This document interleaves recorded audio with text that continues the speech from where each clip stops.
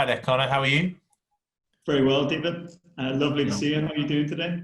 I'm very well. Yes, very well. Enjoying the backdrop of the Irish mountains there, my friend. It's looking good. Uh, Thanks, David. Well, look forward to having you over when normal We've service resumes. we've joked that you painted that yourself. I don't think that's quite true, Not quite. is it? Good stuff. So, hello everyone. Another episode of GCS Connect the Leaders series. As you know, GCS is a worldwide technology recruiter. We connect expert talent to innovative companies, and CXC is a partner of ours and one we work with quite a lot. CXC is a contingent workforce management company. They also work worldwide, and Connor is the CEO. And basically, he's got 15 years experience, came from a law background before that, 15 years experience in staffing. We're just telling me he worked for Aston Carter, which is one of our long-term rivals over the years. So it's added a little bit of tension into the call. I think we'll find out more about how long CXC has been going. But they have a kind of global reach. And one of the things I'm particularly interested in talking to him about is the compliance aspects, both of the change in contingent workforce and what that means, but also how remote working and this new kind of economic setup and the new economic situation really might change and change the way that people kind of work together. So hopefully it'll be useful for everyone, including myself. So that's me, Connor. That's probably the best intro that I can give you, but I'm sure you can do yourself better justice. So tell us a bit about yourself and about the business and how you found the last few months. Yeah, sure thing. And David, thanks for having me on today. I really appreciate it. So my name's Connor Heaney, and I'm the managing director for CXC EMEA. I joined CXC about 5 years ago, David, and my job really was to grow our MSP business in Europe and also our corporate business in Europe. And as you mentioned, I started off my career in staffing with Aston Carter in London back in 2007. Yep. Working in IT recruitment. I still remember all the phrases and all the tricks of the trade, and I had a really great career with Aston Carter in Ireland, where I worked for Aston Carter for nearly 4 years.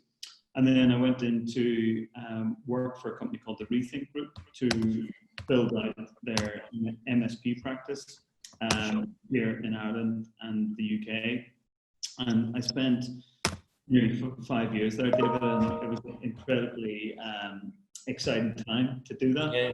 And I made the mistake of joining a technology company that went belly up back in 2014. And then I was very lucky to meet the chairman and founder of CXC, a gentleman called Dave Thomas. And he wanted to do something really different because CXC's business was primarily working with recruitment agencies, David.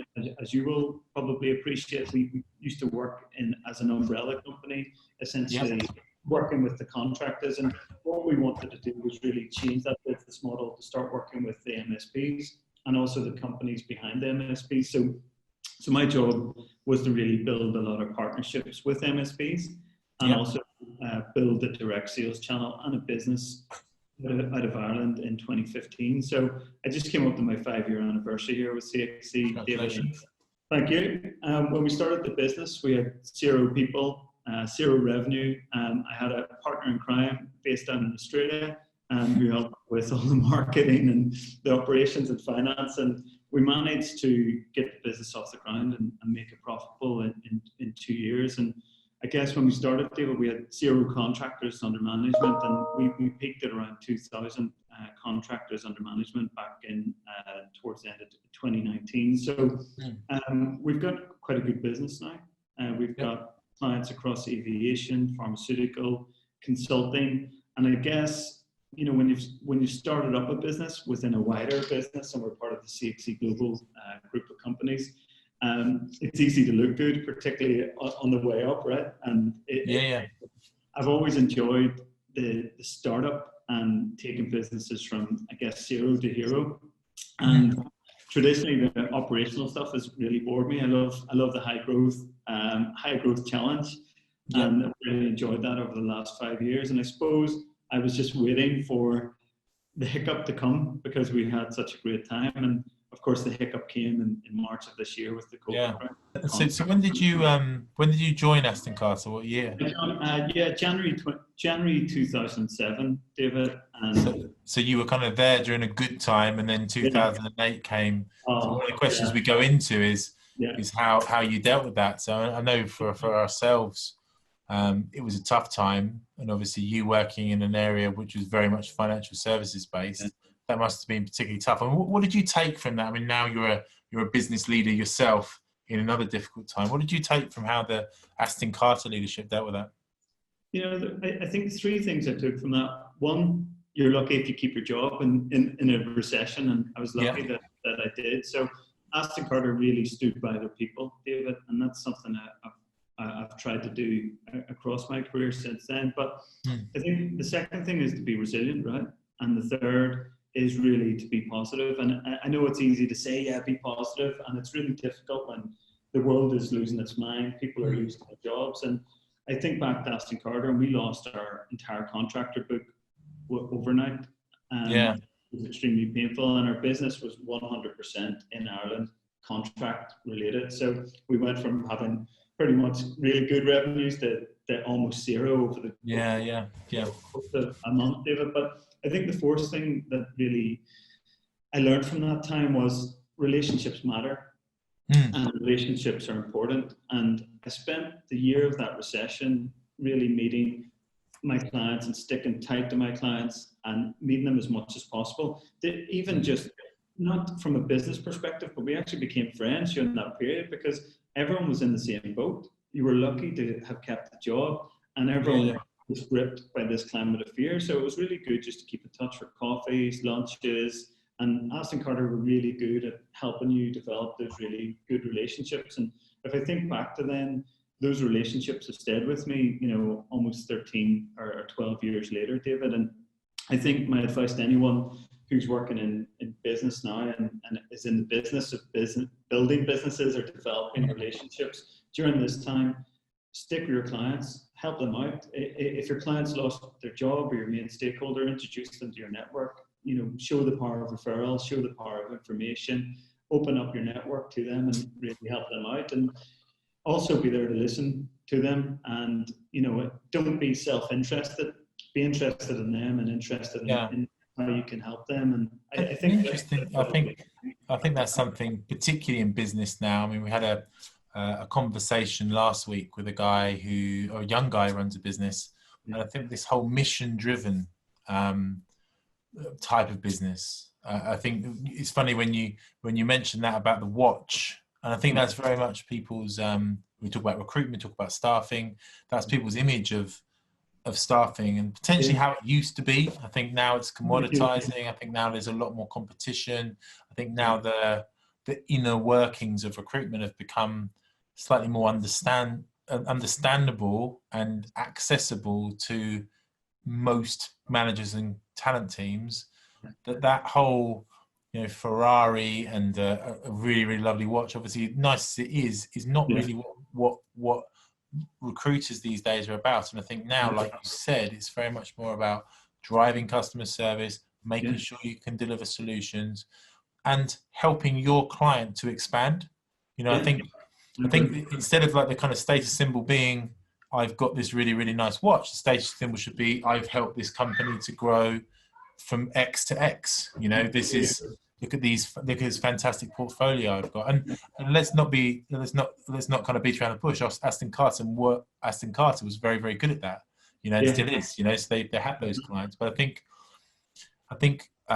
what we're trying to drive ourselves within our business and working with partners like you is to kind of, a little bit like a lawyer, really, you know, trying to provide that professional service and work with professional partners in order that you can give a structure and a platform for what you're trying to do.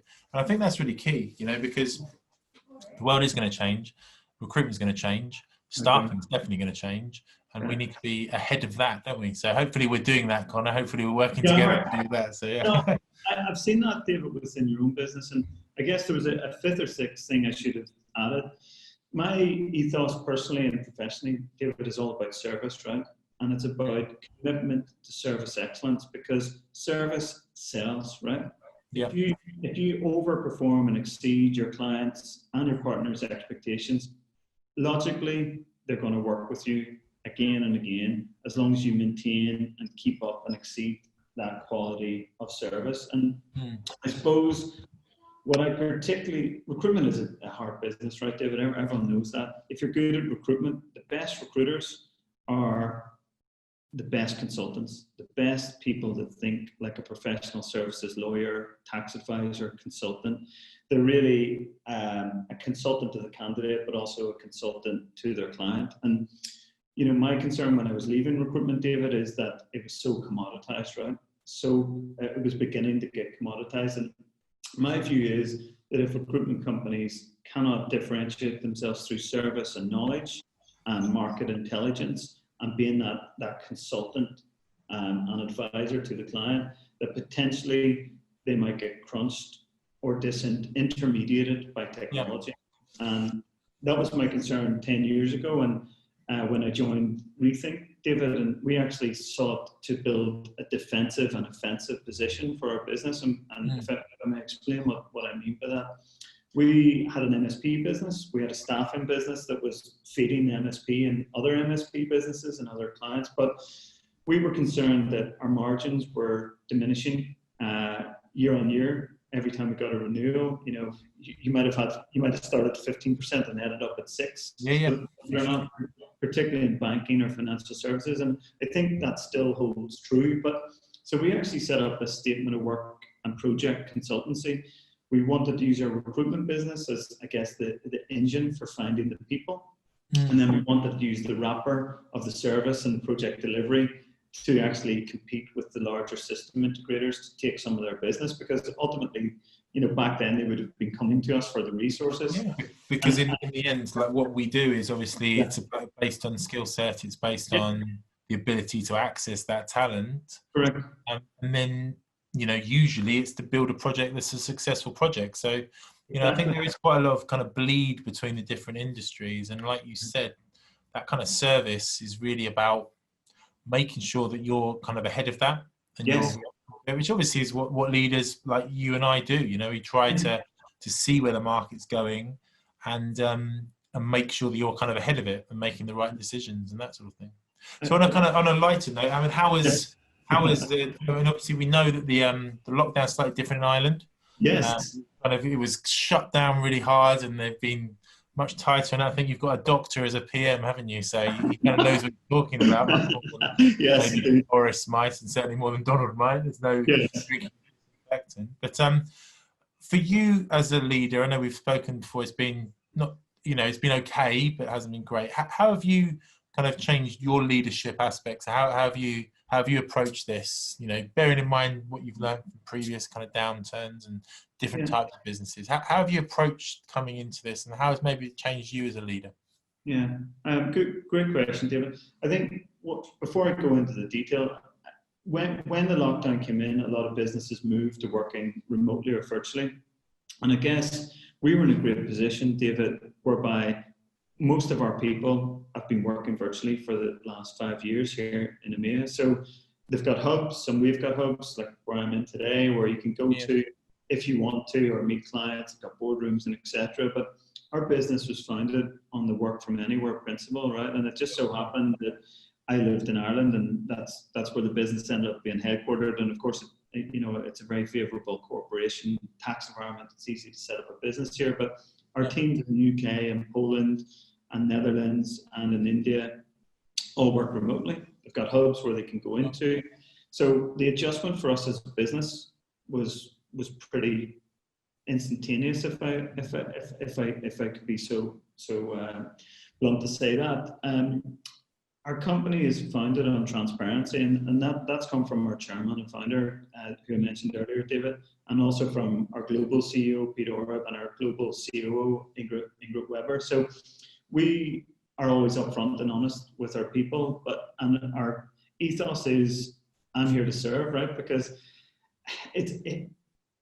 being a leader, obviously you need to be out there in front, David, but also I'm here to serve my team, right? And that's my philosophy. And without them, we don't have a business. Obviously, you need the clients, the service, but without them doing their jobs, we don't got a business, and we don't got a good business, and we can't meet all the service things that I mentioned earlier. But what we have done is increase the communication flow. Yep. So we have regular town halls, and those town halls are fully transparent, David. So we show our OPEX or EBITDA, the OPEX levels, the revenues trends, the client revenue, etc. And unfortunately, some of those revenues have been declining, just given where we are with the COVID. And we've given assurance that we wanted to put our people first. First and foremost, and that's the values and ethos, David, we've had since we set up this business, and that's the values and ethos that CXC has as a global business.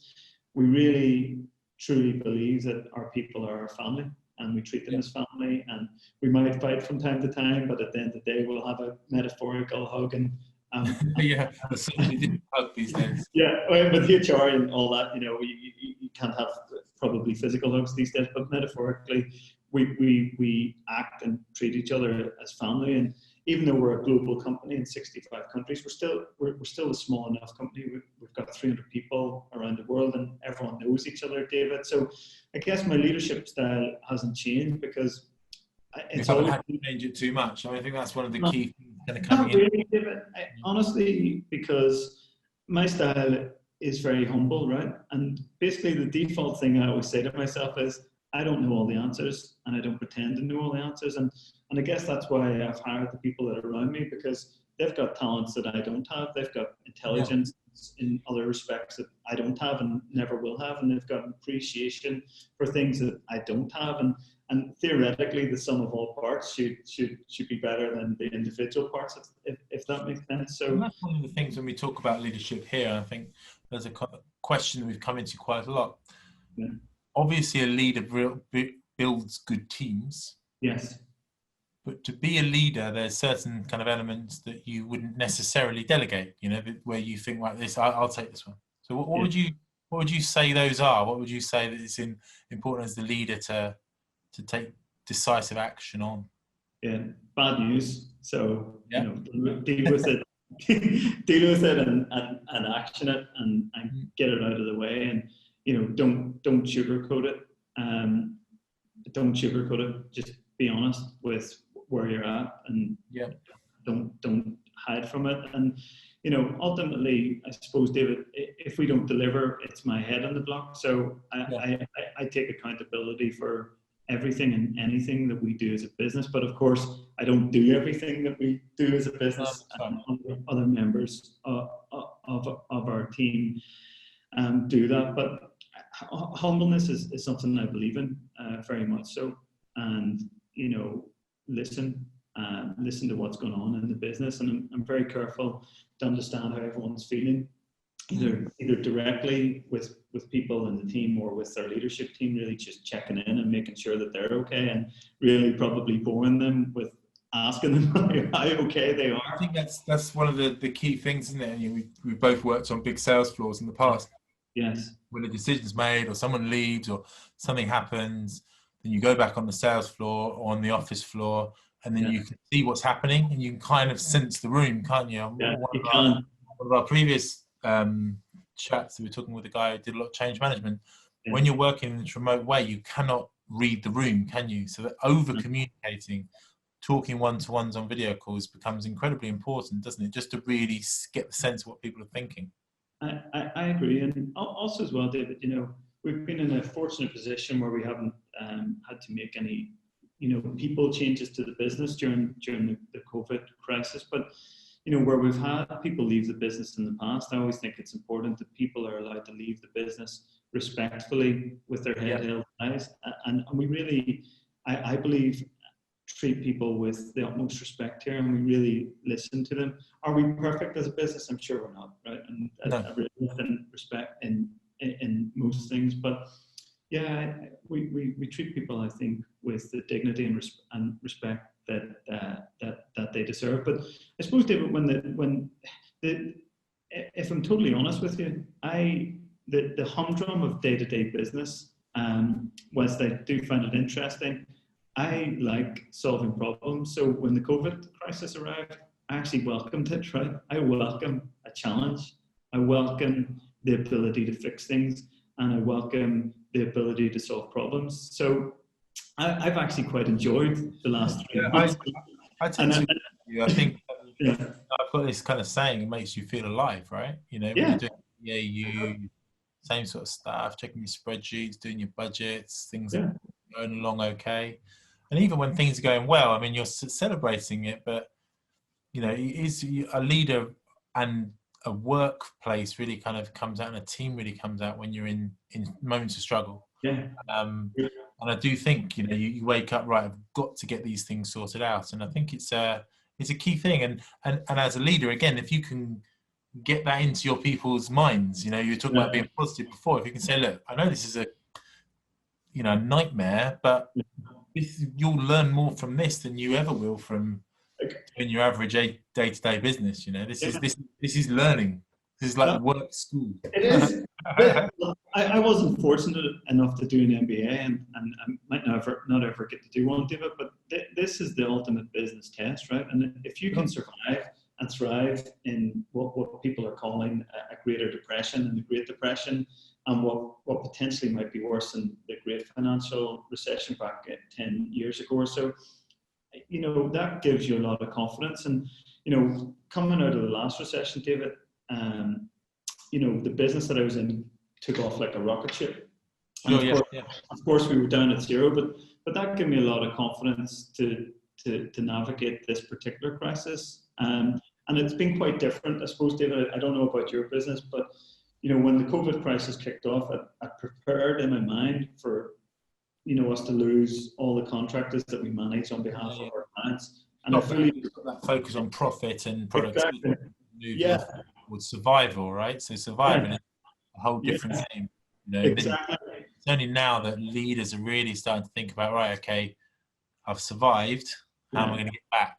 I guess that's the harder job, isn't it? Really? Yeah, it is, and you know, we fought the fires as they arose, and you know, David, I'm incredibly blessed in this respect, and I don't want to sound quasi-religious, but I've got a fantastic leadership team around me. It's just not about me, right? And you know, I've got a great leadership team in our operations and client service, and she's particularly committed, Hannah, to making sure that we provide the best possible service. And then I've got Eamon, who's our finance director, CFO for Europe, and he's an incredibly commercially aware guy. And very good. We've used him a lot. He's a very useful man. And you know, that team, and then our team amongst teams, and then our CEO and COO, we've got a really close, direct, transparent, friendly working relationship. We have a lot of fun, David. Actually, it's really enjoyable working with them, and you know, we try to create an environment where people can be themselves here, David. Obviously, there has to be some boundaries, right? You know, for legal reasons and HR reasons and whatnot. But we wanted to create, and I think we've been successful in creating an environment where people can be themselves. And they can be themselves, but it'd be efficient and effective at their job. And I think this COVID crisis really separates those who are able to do their job and do their job well, and those that aren't. And I think it's quite telling in different organizations, from speaking to peers and other businesses about the work from home shift. For us, as I said, it hasn't been a problem because we've been used to that. Yeah, I think the other business leaders, that come out of it. So going forward, I mean, we obviously work with CXC at GCS in terms of helping us with international compliance, making sure that we're paying, you know, our contracts, contingency workers correctly in different locations. This is obviously a big question now, and I've got a couple of subjects I wanted to kind of go into. One which is kind of a long-term thing, but two which is in relation to what's kind of happening at the moment. And the first question I had was, we obviously see a big move towards remote working and relaxation of the rules in terms of where contractors need to be. Yes. Now, that has quite a lot of effect, one in terms of skill shortages and recruiting, but also really changes the compliance landscape, right? Because the compliance landscape is based on where you are supplying the services. at CXC, have you really thought? I mean, obviously, we don't know how this is going to turn out, but what are your thoughts with regards to this? Because it's quite interesting to think about how this might change the world of work, isn't it? Yeah, it's interesting, David. So we've actually got two software companies as clients that have what I would call a distributed workforce of freelancers. So they have workers in about 27 different countries that are independent contractors and freelancers. And those companies came to us independently about 4 years ago and said, listen, we can find the talent, but we're absolutely afraid of engaging this talent incorrectly or non-compliantly. Yeah. We're really worried about how we manage all the different currencies, and we don't want to take that risk on. So we've seen that trend, albeit on a small scale, about 4 years ago, David. And my view is, and we're seeing it with some of our clients, so we're seeing clients in Poland that are recruiting people in Brazil, particularly niche artificial intelligence people or niche automation testers or niche developers. And what they're saying to us is, CXC, make sure these workers are compliant with the local in-country regulations, that they have an appropriate an appropriate vehicle to provide their services, and that they can show proof of that, and that you're also, CXC, sending them an appropriate contract for services. And I guess we're quite lucky, David, to almost take advantage and offer that service, because as I mentioned earlier, we're in 65 countries around the world, and most of the major markets, if not all the major markets, so from Brazil to Argentina, USA, Canada, Germany, Netherlands, Australia, China, Hong Kong, Singapore, the list goes on, well, up to 65. So we're well placed, I guess, to make sure that those workers are compliant and do meet the local regulations and laws. So we believe that that trend will continue, right?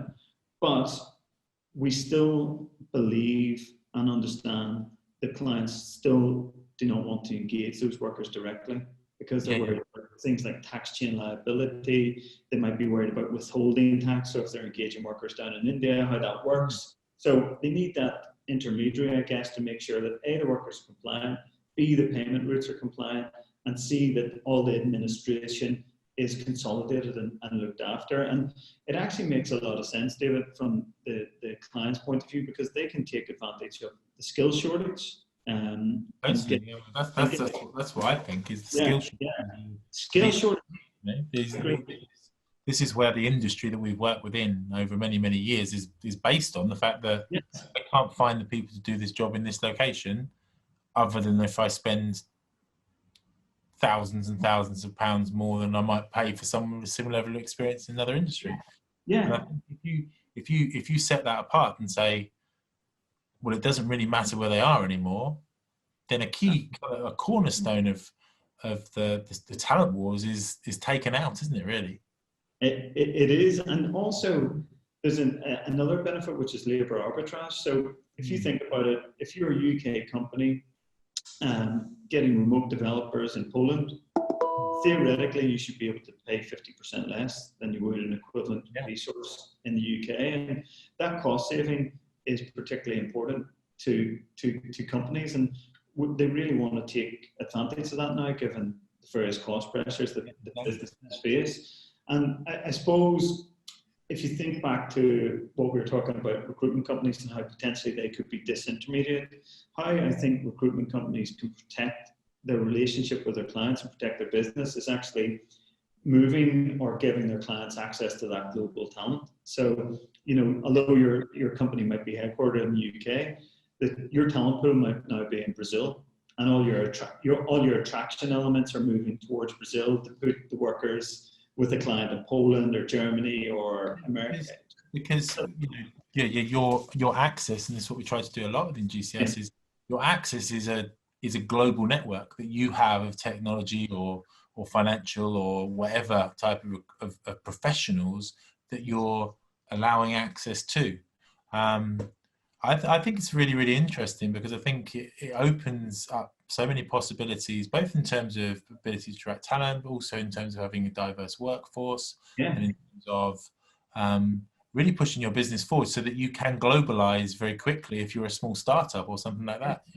Yeah, exactly, David. And it's really the two clients that we're really proud to work with that I mentioned earlier. It's amazing to see their growth and how they've scaled up from with developers in Portugal, artificial intelligence, machine learning, people in Ukraine and Romania, and how that all works. And it works really well. And those two businesses are on steroids at the moment, even with the Corona or COVID crisis. And they're one of our few, two of our few clients that are still growing during this period of economic uncertainty.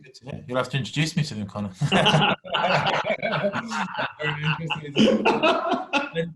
What do you think? If I'm a client here or a leader within my business, it all sounds great. I think I can hire people from anywhere now. I'm based in the UK. I'm sat in Reading as I am. Yes. What are the pitfalls? What should I be aware of if I'm going to create this global remote workforce? I'm not going to base. What mistakes could I make? Yeah. I think a couple. Well, the major one is ensuring that the worker actually genuinely is an independent contractor, David, and can show proof of that independently, and that proof can be verified by yourselves or someone else with the local tax office or company's house equivalent. And I think that's really, really important because you don't want to suffer any reputational, legal, or financial risk, right? As a global or large enterprise. I think two, how do you best protect your intellectual property when you've got a remote distributed workforce? So if you're a UK company and you've got developers, let's say in Ukraine, for example, or Poland, where you don't have a legal entity or you don't have an understanding of the rules and regulations, what mechanisms can you put contractually into your contracting process, but also your onboarding and offboarding process to ensure that your IP is protected at all times? Three, if you're digitally or remotely onboarding workers in another country, what does the IT environment look like that you're allowing them to operate in? Is it secure? Is there multiple firewalls? What's the level of protection? How can that be hacked? Make sure that the worker can't move things from one environment to another to really protect that IP. So they'll probably be the three things that we would call out, David. Yeah, I think it's key, isn't it? Because obviously every positive advance brings kind of risks, doesn't it? And you have to manage those risks. And for you yourself, I mean, when you're thinking about kind of technology and how that can help the kind of remote workforce, what sort of kind of solutions are you either employing yourself? Yeah. Other than the standard Zoom and whatever, or doing some of the clients that you're working with who are constructing these global workforces utilize? Yeah, so the main one, David, is we've actually built a technology platform across Europe called Shortlist. Shortlist are a third-party company that provide the software. So we've built with them a digital onboarding virtual compliance portal for all the contractors that we engage, and we've configured that platform per country so that it's reflective of all the local rules and regulations. So it's a self-service portal for the independent contractor, the worker. They upload all the relevant details that we ask of them, VAT certificate, proof of tax compliance. It varies per country, but there's like a 10-point check. And then our shared services or compliance team check that information with the relevant local authority, if it's the company's house in the UK or the Dutch Chamber of Commerce in Netherlands. So that's enabled us to still manage throughout the crisis because we can digitally onboard and offboard those workers. We can issue them with their contracts through that. We can issue them with a welcome pack, an onboarding document, and offboarding documents. So that's really helped our business continue, David, during the crisis, and it's really helped our clients continue to onboard these workers during this time. Yeah, and I guess that's a key kind of piece of advice, and whether or not they were to work with CXC and use your software is to have a kind of fully auditable, trackable system where you can say, here's all the documents, this is all the stuff that we did, this is what we saw. It's a great thing to drive, isn't it? And a great, if you were audited, a great thing to have, isn't it? It's basically our defense file for ourselves, but also the end client, because you've got a lot of tax and liability laws, David, where the tax authorities will sometimes leapfrog the intermediary and go direct to the client and say, right, you owe us this money because contractor X didn't pay their taxes or whatnot. But just on the Zoom point, David, if I may, because as I mentioned, our business was built remotely, we've been using Zoom for all communications, all chat functions, all projects for the last four years. And it's been such an effective tool for us anyway, scaling and growing the business across 14 countries now. We are huge advocates for the Zoom. Yeah, we're not being paid, but I always find Zoom works better technically. You get less lag and that sort of stuff. But, agreed. We'll get our money from the sponsorship later. But, so sponsored by Zoom across the bottom. Yeah, sponsored by Zoom. But we wish. We wish, exactly. The other technology trend we're seeing, David, is again that I think some recruitment companies are actually embracing this concept, and some aren't, and some won't, potentially because they might want to focus on being a talent advisor to their clients. But we're seeing a huge growth from clients looking to build talent pools or talent platforms. So they want to basically look at all the talent that has touched their organization over a given period of time, whether they're alumni, applicants, the so-called silver medalists that didn't get the job became a close second. This concept. So we've been working quite closely with Twago, Elevate Direct in Europe here to help organizations really build out those talent platforms and refer talent into the talent pool so that they can almost... So the customers can get the benefit over a period of time. So. Exactly. So it's almost this concept of potentially cheaper, faster and better, and almost a bit like a talent overdraft that they can draw down upon. Now, this trend has really become more prominent during the Corona crisis as companies seek to access to talent in different parts of the world. Exactly, and also this is the time probably to start building up those talent pipelines and exactly, as it were, in order to kind of get the benefit of people that may be looking for new opportunities and new challenges in different locations. So it's very, very interesting. And for yourself, to kind of bring the conversation to a close, you from speaking to your clients and as a leader yourself within your business, are you quite confident about the next 6 to 12 months globally? I mean, obviously you're a global business, right? So you comment more on what's happening in the world than of Ireland or yeah, exactly. Well, we've definitely seen a pickup from our Asia business, David, and that pickup started about 6 to 8 weeks ago as the Corona situation or crisis started to reduce down there. And from speaking with our clients, a lot of them are beginning to start to hire again. Yep. And some of them are saying that they're going to start to hire contractors like crazy to support digital transformation, support working from home, support new ways of working, support new ways of doing business. And I think the Corona crisis, when it ends, and I hope it does end, will provide a boon of sorts to our clients and consequently to us and to partners like yourself, David. Am I confident? I'm a positive, optimistic person by outlook and training, right? So, there's always an opportunity, unfortunately, in a crisis, and it's being able to take advantage of that. But I think we're in a good position to benefit from any economic upswing, David. I guess the one thing I've learned over the Corona crisis is that everything needs to be caveated, right? I don't know. I'm hopeful, but I don't quite know what's going to happen next, do you? So, but hopefully, like you said, I think this is a key time for transformation, a key time for globalization, and it's great to have kind of partners and companies out there that are going to help companies to do it, and leaders like yourself who obviously understand how it all works, because it's pretty tough to understand that kind of stuff. It's been great to speak to you. Thank you very much. Thanks for your partnership. And, I look forward to speaking to you soon, maybe even tomorrow. So thank you. Yeah, me too. I look forward. David, thanks again. Really appreciate it, and take care of yourself.